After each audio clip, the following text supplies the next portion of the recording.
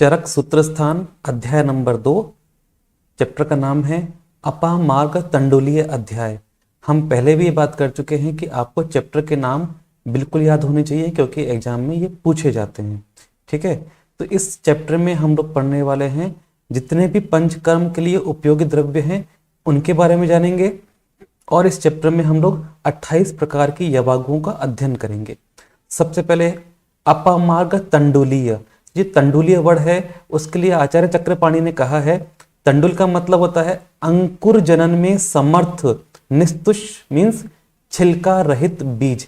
ऐसे बीज जिनका छिलका हटा हुआ हो और जो कि एक अंकुर जनन मतलब नया पौधा उत्पन्न करने में समर्थवान हो। तो यह इसका अर्थ आचार्य चक्रपाणि ने कहा है। आचार्य चक्रपाणि ने चरक संहिता पर आयुर्वेद दीपिका टीका लिखी है, मतलब कमेंट्री की है। ठीक है, तो यहां पर से हम शुरू करते हैं पंचकर्मार्थ मतलब पंचकर्म के लिए उपयोगी द्रव्यों का संग्रह।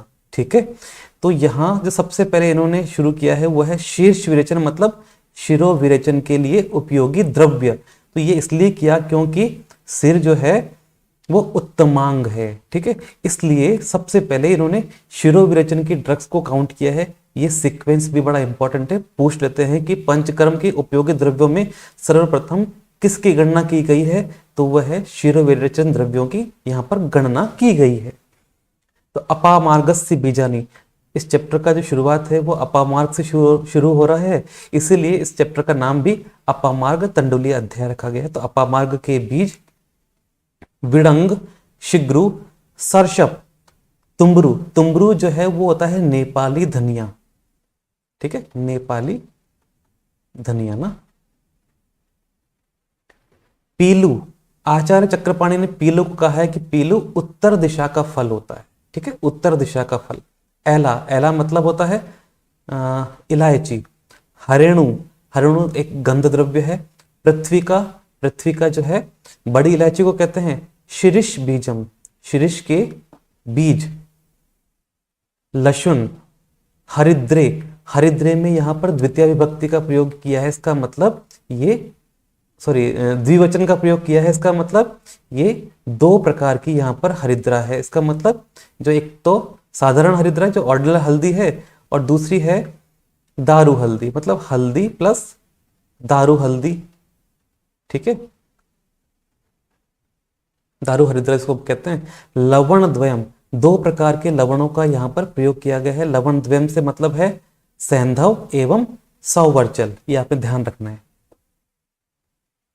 ठीक है, इसी प्रकार से आपने ये भी ध्यान रखना है कि आचार्य चरक ने ही चरक सूत्र स्थान अध्याय नंबर 25, चैप्टर का नाम है यज्ञ पुरुषीय अध्याय। इस अध्याय में हम लोगों ने अग्र द्रव्यों का अध्ययन जो है वो करेंगे। तो यहां बताया है प्रत्यक पुष्पी, प्रत्यक पुष्पी का मतलब होता है अपामार्ग। ठीक है, तो अपामार्ग शिरोविरेचन के लिए जो द्रव्य है उनमें सर्वश्रेष्ठ है। प्रत्यक पुष्पी शिरोविरेचना नाम। अपामार्ग जो है शिरोविरेचन के लिए जितने भी द्रव्य हैं उनमें सर्वोत्तम है। नेक्स्ट है वमन के लिए उपयोगी द्रव्य। तो हम जानते हैं मदन फल सर्वश्रेष्ठ है, मतलब वमन के लिए। ठीक है, ऐसे ही एला, एला को इसलिए हम लोगों ने जानना चाहिए क्योंकि यूजुअली हम लोग व्यवहार में देखते हैं कि एला जो है वो वमन का शमन करने के लिए प्रयोग में लाई जाती है, परंतु आचार्य चरक ने एला का प्रयोग बताया है वमन ड्रग्स के अंदर। ठीक है, इसी प्रकार से हम लोग देखते हैं विरेचन के लिए जो उपयोगी द्रव्य हैं जैसे कि वचा। यहां पर देखते हैं प्रैक्टिकली या प्रायोगिक में देखते हैं या क्लिनिकल प्रैक्टिस पे देखते हैं, तो जो वचा है वो वमन के लिए काम में ली जाती है, परंतु चरक के अनुसार वचा जो है वो विरेचन द्रव्य है। ऐसे ही पीलू, पीलू सबसे पहले अभी हम लोगों ने शिरोविरेचन की जो ड्रग्स थी वहां पर भी पढ़ी थी। नेक्स्ट है निचुल, निचुल को ही समुद्र फल भी कहते हैं, समुद्र फल। ठीक है, तो ये लाइन बड़ी इंपॉर्टेंट है, पक्वाशय गते दोषे विरेकार्थम प्रयोजित। ये लाइन कई बार पूछ लेते हैं। ठीक है, तो आपने इस लाइन को ध्यान रखना है कि ये लाइन विरेचन के लिए कही गई है, क्योंकि जब क्वेश्चन पूछते हैं पक्वाशय गते दोषे ब्लैंक प्रयोजित मतलब फिल इन द ब्लैंक्स। तो आपने यहाँ पर विरेचन लिखना है क्योंकि कई बार ये बस्ती से कंफ्यूज करता है। ठीक है, नेक्स्ट अगर हम देखते हैं श्लोक नंबर 12, आस्थापन बस्ती के जो इंपॉर्टेंट ड्रग्स हैं जैसे बला, एरंड, पुनर्नवा, यव, कुलत्थ, कोल। कोल का मतलब होता है बेर, मतलब बदर, बदर को ही बेर मतलब, ठीक है। तो ये जो कोल है, गुड़ोची, मदनानी, मदन फल जो है आस्थापन बस्ती में भी है और वमन में भी है। पलाश, कतृण, कतृण एक घास है, ठीक है। स्नेहाश्च, ये इंपॉर्टेंट है। स्नेहाश्च का मतलब क्या होता है? सभी प्रकार के स्नेह, मतलब घृत, तेल, वसा, मज्जा। लवणानी का मतलब हो गया सभी प्रकार के लवण, मतलब पंच लवण का प्रयोग आपने आस्था बस्ती में करना चाहिए। उदावर्ते विबंधेषु युंजात आस्थापनेषु च, ये बड़ी इंपॉर्टेंट लाइन है, ठीक है। इसको आपने बिल्कुल याद करना है कि उदावर्त की अवस्था में, विबंध की अवस्था में आस्थापन बस्ती का प्रयोग करना चाहिए। नेक्स्ट, अनुवासन के लिए कहा है कि जिन द्रव्यों से आप आस्थापन लगा रहे हो उन्हीं से आपने अनुवासन भी लगाना है, परंतु यहाँ पर जो है स्नेह का प्रयोग अधिक है, ठीक है। इंपॉर्टेंट रेफरेंस यह बनता है पंचकर्म का। तो आचार्य चरक ने अध्याय नंबर 2 में सबसे पहले पंचकर्म शब्द का प्रयोग किया है, पंचकर्मिक, ठीक है। नेक्स्ट देखते हैं, तो ये पंचकर्म की परिभाषा है, ये आप लोगों ने याद की भी होगी। तानी उपस्थित दोषाणाम, ठीक है। अगर किसी भी कोष्ठ में या शाखाओं में दोष उपस्थित हैं, ठीक है, तो उनका पूर्व कर्म करेंगे सबसे पहले स्नेहन, स्वेदन, ठीक है। सबसे पहले स्नेहन करते हैं, फिर स्वेदन करते हैं, उससे दोष कोष्ठ में आ जाते हैं। तत्पश्चात पंचकर्माणि कुर्वीत, पंचकर्म को करना चाहिए, ठीक है। पंचकर्म जो है एडवाइस किया जाता है। मात्रा कालो विचार्यन, उसकी मात्रा, ठीक है, मतलब डोज और काल को ध्यान में रखते हुए पंचकर्म करवाना चाहिए। तो यहाँ पर जो आर मतलब है रेफरेंस, ठीक है, जहां आप लोग यहाँ पर आर बना लीजिएगा, ठीक है। आर का मतलब है कि पूछ लेते हैं कि ये रेफरेंस जो है किसके संदर्भ में कहा गया है, और ये सूत्र स्थान में है या विमान में है या चिकित्सा में है, और अध्याय नंबर क्या है। तो ये रेफरेंस के हिसाब से बड़ा इंपॉर्टेंट है, ठीक है। जहां पर भी आर आएगा इसका मतलब है रेफरेंस। नेक्स्ट है, बड़ा इंपॉर्टेंट श्लोक है, मात्रा कालाश्रया युक्ति, ठीक है। जो युक्ति है वो मात्रा और काल के आश्रित होती है, ठीक है। ये जो क्वेश्चन है, मतलब ये जो रेफरेंस है वो बड़ा इंपॉर्टेंट इसलिए है क्योंकि यहाँ से मिलान करने वाले क्वेश्चंस बहुत अच्छे से बन सकते हैं। तो जो युक्ति है वो मात्रा और काल के आश्रित होती है। इसी प्रकार सिद्धि युक्तो प्रतिष्ठिता, जो सिद्धि है, ठीक है, वो युक्ति के आश्रित होती है। समझ में आ गया? चिकित्सा में सिद्धि तो सबसे श्रेष्ठ होती है ना, कि वो सिद्ध हस्त चिकित्सक है, ऐसा हम लोग कहते हैं। तो जो सिद्धि है वो युक्ति के आश्रित है, इसलिए तिष्ठति उपरि युक्तिज्ञो, जितने भी चिकित्सक हैं उनमें सर्वश्रेष्ठ ऊपरी, ऊपरी माने होता है टॉप पर, टॉप पर जिसकी गणना की जाए तो वो कौन है? युक्तिज्ञ चिकित्सक, चाहे से वो द्रव्य ज्ञान बताम सदा। तो ऐसे चिकित्सक जिसको द्रव्य का नॉलेज है, ज्ञानवान है, ठीक है, उसमें भी जो इसको युक्ति का नॉलेज है वो सबसे मतलब श्रेष्ठ कहा जाएगा, सबसे टॉप पर उसको माना जाएगा, ठीक है। इसके पश्चात हम लोग 28 प्रकार की यवागुओं का यहां पर अध्ययन करते हैं। जो सबसे पहली यवागु है वो है शूल नाशक यवागु। तो ये ध्यान रखना है क्रम क्या है। सबसे पहले आचार्य चरक ने शूल नाशक या शूलग्नि यवागु का प्रयोग किया। शूलग्नि या शूल नाशक यवागु का प्रयोग इसलिए किया गया क्योंकि वमन एवं विरेचन के अयोग से सर्वप्रथम शूल की उत्पत्ति होती है, इसलिए शूलग्नि यवागु का आचार्य चरक ने सर्वप्रथम प्रयोग किया है, ठीक है। तो इस यवागु में कंटेंट्स क्या क्या हैं? पिपली, पिपली मूल, चव्य, चित्रक और नागर। नागर मतलब शुंठी, ठीक है। तो ये सभी सम्मिलित रूप से पंचकोल कहे जाते हैं। ध्यान रखिएगा, क्वेश्चन बनता है कि किस यवागु में पंचकोल जो है घटक रूप में है, तो आंसर जाएगा शूलग्नि यवागु। तो पिपली, पिपली मूल, चव्य, चित्रक और नागर ये पंचकोल है, और ये यवागु दीपनीय भी है और शूलग्नि भी है। इसके बाद में ना ये आचार्य चक्रपाणि के अनुसार बड़ा इंपॉर्टेंट रेफरेंस बनता है। अगर आपके विमर्श में है तो आप इसको टिक कर लीजिए, नहीं है तो आप इसको लिख लीजिएगा। रस प्रधानम आहार द्रव्यम, वीर्य प्रधानम औषध द्रव्यम। मतलब जो रस प्रधान है वो आहार द्रव्य है, और जो वीर्य प्रधान होते हैं वो औषध द्रव्य होते हैं। रस प्रधानम आहार द्रव्यम, वीर्य प्रधानम औषध द्रव्यम। ये हम जानते भी हैं कि आहार द्रव्य जो है विशेष रूप से वो रस प्रधान होता है। ठीक है, नेक्स्ट आचार्य चक्रपाणि ने जो ये जो मेडिसिन हैं, औषध हैं, उनकी मैक्सिमम डोज के बारे में बोला कि जो तीक्ष्ण वीर्य वाली औषधियां हैं उनकी मैक्सिमम डोज है 1 कर्ष, मध्यम वीर्य वाली औषधियों की है अर्धपल और मृदु वीर्य वाली औषधियों की है 1 पल। ठीक है, तो 1 कर्ष, अर्धपल एवं 1 पल। तो यहां यह ध्यान रखना है कि 1 कर्ष का मतलब 1 तोला भी होता है, अर्धपल का मतलब 2 तोला होता है और जो 1 पल का मतलब होता है 4 तोला। ठीक है, तो ये व्यवहार की दृष्टि से है, परंतु आपने वही वर्ड्स याद रखने जो कि आचार्य ने बताए हैं। ठीक है, याद करने के हिसाब से 1 तोला, 2 तोला, 4 तोला इजी है, परंतु आपने याद करना है 1 कर्ष, अर्धपल एवं 1 पल। नेक्स्ट है पाचनी पेया। पाचनी और ग्राही पेया की बात करते हैं, तो ये जो रेफरेंस है इसको आपने यहाँ पर एक वर्टिकल एक लाइन खींच लेनी है। ठीक है, जिसका सेपरेशन हो जाएगा, क्योंकि ये श्लोक जो है 2 टुकड़ों में आता है। तो इसका वर्ड शुरू होता है दधित। दधित का मतलब होता है कपित, ये एक फल होता है, इसको कैथ भी कहते हैं, कपित ना। ठीक है, और ये कच्चा जो फल है अभी हम पढ़ेंगे चरक 27 के अंदर ना, तो वहां कहा है कि अगर कच्चा कपित का फल होता है तो वो अकंट्य है। ठीक है, गले को पकड़ लेता है, गले को चौक कर देता है। तो दधित या कपित का जो फल है, तक्र से अगर इसको साधित किया जाए, ऐसी जो यवागु है वो पाचनी भी होती है और ग्राही होती है। ठीक है, नेक्स्ट दूसरी यवागु है पेया सवाते पंचमूली की। तो यहाँ पर जो पंचमूल है उससे लघु पंचमूल का ग्रहण किया गया है। तो लघु पंचमूल से सिद्ध जो यवागु है वो है वातज अतिसार में।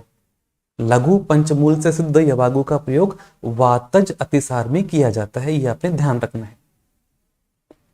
नेक्स्ट आचार्य चक्रपाणि ने एक वर्ड काम में लिया है सूद शास्त्र। तो सूद शास्त्र जो है वो पाक शास्त्र को ही कहते हैं, मतलब जो खाना बनाने में निपुण है, जैसे आजकल के जो शेफ हैं, ठीक है, जो रसोइये हैं।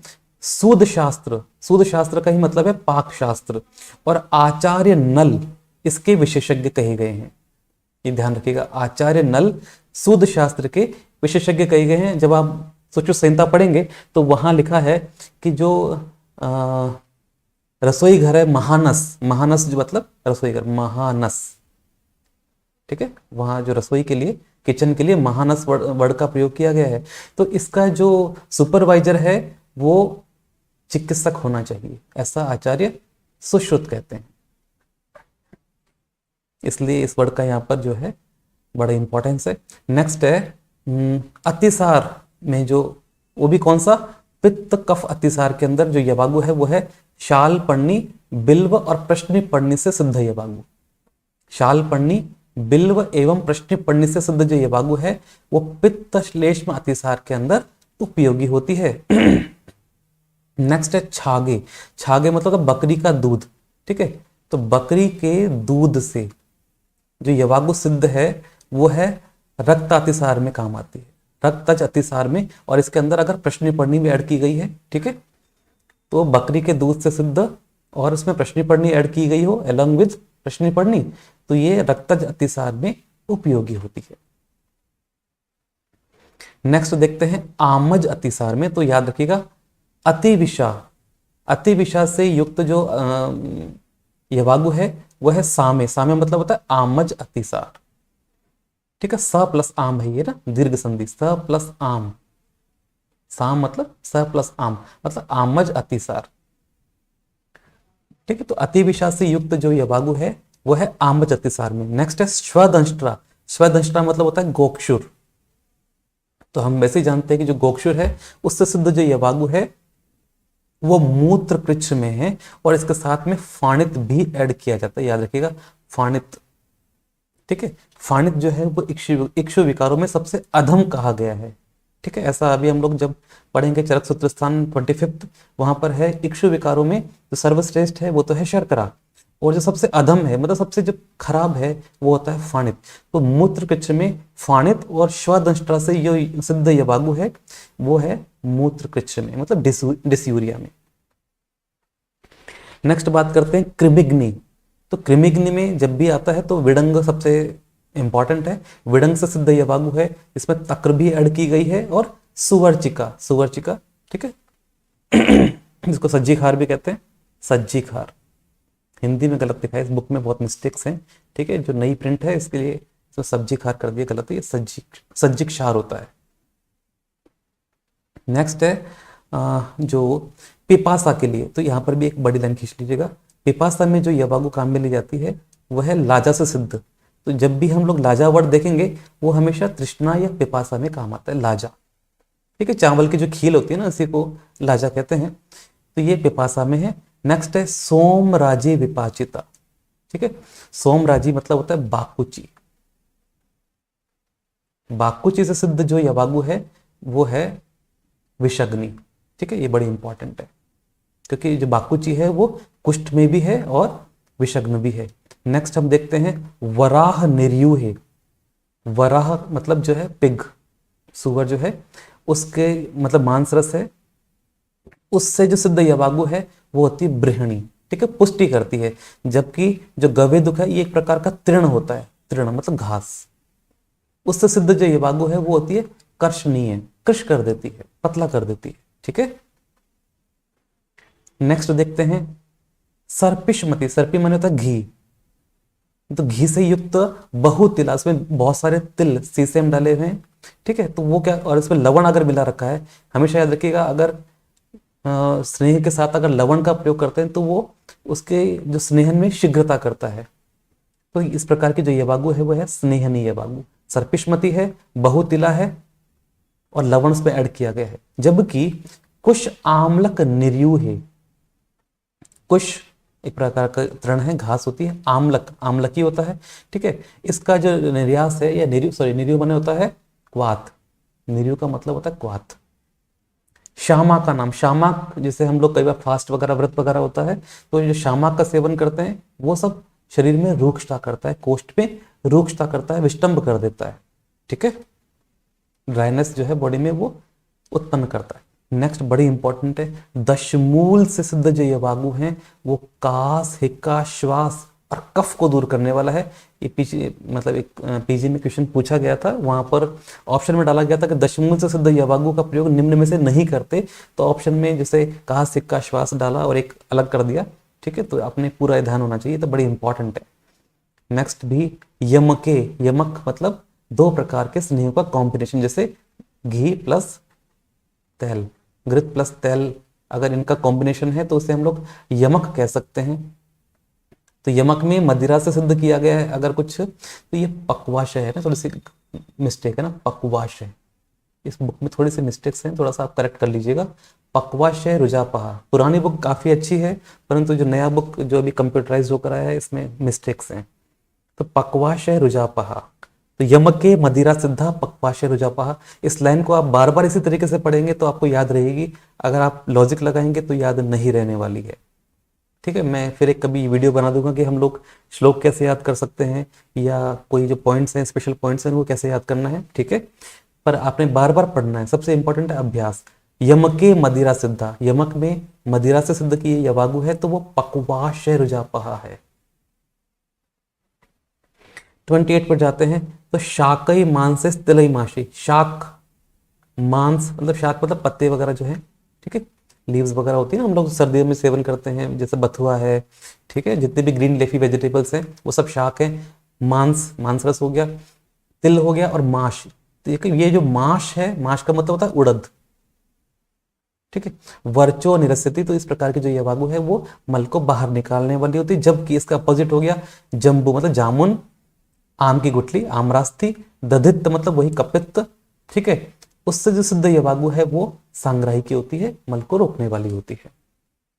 नेक्स्ट है भेदिनी यवागु, क्षार, चित्रक, हिंगु, अम्ल वेतस, इंपॉर्टेंट है।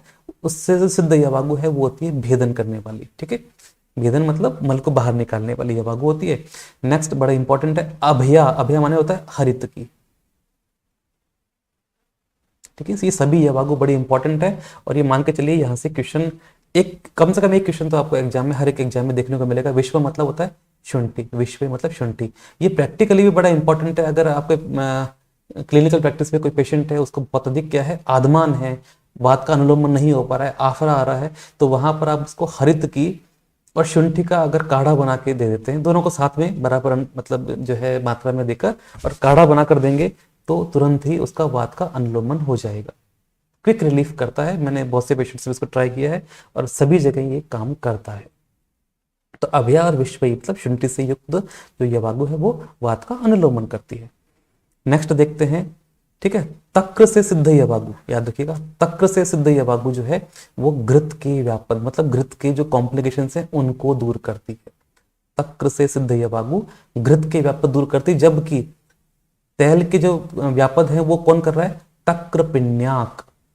याद रखिएगा केवल तक्र आ रहा है तो घृत व्यापद, तक्र पिण्याक आ रहा है तो तैल व्यापद। पिण्याक का मतलब होता है तिल की खली मतलब ऑयल केक, ठीक है, पिण्याक से मतलब होता है तिल की खली मतलब ऑयल केक, तो तक्र पिण्याक साधिता है तैल व्यापद। नेक्स्ट देखते हैं, गव्य मांस रसई, गव्य मांस से मतलब गाय के मांस से सिद्ध जो यवागु है वो विषम ज्वर नाशन होती है। अभी जब हम चैप्टर नंबर 27 पढ़ेंगे चरक सूत्र स्थान का, तो वहां पर भी ये लाइन दोबारा रिपीट करेंगे कि जो गव्य मांस रस से सिद्ध या गव्य मांस रस जो है उसका उपयोग विषम ज्वर में और पीनस में किया जाता है। नेक्स्ट है कंठ्या यवानाम यम के, यवानाम बार्ले, यमक मतलब वही घृत प्लस तैल, पिपली आम्लकई श्रिताश्रित बने वात, डिकॉक्शन, वात का मतलब होता है वही डिकॉक्शन मतलब काढ़ा।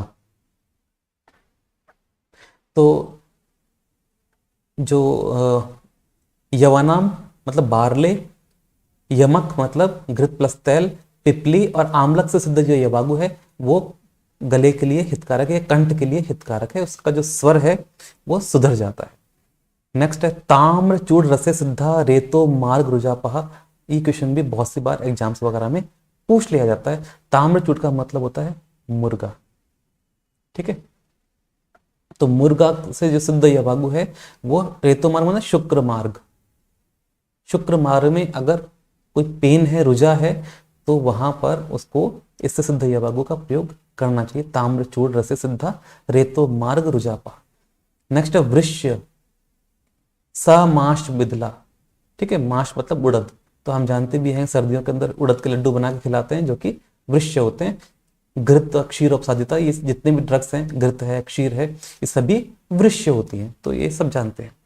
नेक्स्ट है उपोदिका दधिभ्याम, उपोदिका, उपोदिका और दधी मतलब दही से सिद्ध जो यवागु है वो मद को दूर करती है। ध्यान रखिएगा मद मतलब जो डिलीरियम है या जो हैंगओवर हो रहा है किसी को उसको दूर करने वाली जो यवागु है वो है उपोदिका और दही से सिद्ध यवागु। क्षुधाम हन्यात मतलब किसी को बहुत अधिक भूख लगती है, इसे ही हम लोग भस्मक रोग भी कहते हैं। आचार्य चरक ने इसका नाम क्या बोला है, अत्यग्नि, ठीक है, इसका बहुत सी बार रेफरेंस आएगा। अभी हम लोग जो संहिता पढ़ने शुरू करेंगे तो बहुत सी बार अत्यग्नि का रेफरेंस वहां पर आता है और हर बार अलग योग आ जाता है। तो क्षुधाम हन्यात मतलब किसी को बहुत ज्यादा भूख लगती है, अभी खाना खाया थोड़ी देर बाद में फिर उसको भूख लग जाएगी, इसका मतलब उसके अग्नि तीक्ष्ण है, तो उसको अपामार्ग क्षीर से और गोधा रस से सिद्ध यवागु का प्रयोग करना चाहिए, तो माने वही बात, ठीक है। तो गोधा रस और अपामार्ग क्षीर से सिद्ध यवागु का प्रयोग अत्यग्नि या शुद्ध अत्यधिक शुद्धा लगने पर करना चाहिए, इंपॉर्टेंट है। तो इस प्रकार से इस अध्याय में हम लोगों ने अष्टाविंशति इत्येत, अष्टाविंशति मतलब के 28 यवागुओं का वर्णन हम लोगों ने भी जो है किया या देखा पढ़ा, ठीक है। पंच कर्मणि च आश्रित्य प्रोक्तो भेषज संग्रह, ये इंपॉर्टेंट रेफरेंस है, पूछ लेते हैं कि ये आचार्य चरक ने कहाँ कहा है, ठीक है। तो हम जानते हैं पंचकर्म का जो रेफरेंस है वो अध्याय नंबर 2 में आता है। इसी प्रकार से नेक्स्ट फिर एक पंचकर्म का रेफरेंस आता है, तो ये भी एक क्वेश्चन बन जाता है कि इस अध्याय में पंचकर्म शब्द जो है वो 4 बार आता है, ठीक है। तो ये आप यहाँ पर देख सकते हैं। नेक्स्ट लास्ट श्लोक है चैप्टर का, स्मृतिमान, ठीक है। आचार्य चरक कहते हैं जो चिकित्सक है वो कैसा होना चाहिए, स्मृतिमान। स्मृति मतलब उसकी जो मेमोरी है वो बहुत ही अच्छी होनी चाहिए, शार्प मेमोरी वाला पेशेंट मतलब जो है वो चिकित्सक होना चाहिए, सॉरी। तो वहां पर जब अभी हम पढ़ेंगे चरक सूत्र स्थान 9, वहां पर जो स्मृति है मतलब जो मेमोरी है वो रोगी का विशेष गुण है। तो आपने ध्यान रखना है कि अध्याय नंबर 9 जो है वहां पर रोगी का विशेष गुण जो है वो है स्मृति, जबकि आचार्य चरक ने अध्याय नंबर 2 में स्मृति चिकित्सक का जो है वो गुण बताया है। नेक्स्ट गुण आता है प्रतिपत्तिमान। ये स्पेशल वर्ड है। प्रतिपत्तिमान का मतलब क्या होता है? समय के अनुसार शीघ्र जो निर्णय लेने वाला या डिसीजन लेने वाला चिकित्सक। प्रतिपत्तिमान मतलब जैसे चिकित्सक है, उसको हो सकता है कोई इमरजेंसी हो, ठीक है, कोई ऐसी कंडीशंस हो जहां पर उसको बहुत ही शीघ्र निर्णय लेना है समय के अनुसार, तो वो भी जो है वो अ, एक चिकित्सक का सर्वश्रेष्ठ गुण होता है। इस प्रकार से जो आपका सूत्र स्थान का अध्याय नंबर 2 है अपामार्ग तंडुलीय, ये यहाँ समाप्त होता है। मुझे उम्मीद है आप लोगों को ये चैप्टर पसंद आया होगा। ठीक है, थैंक यू।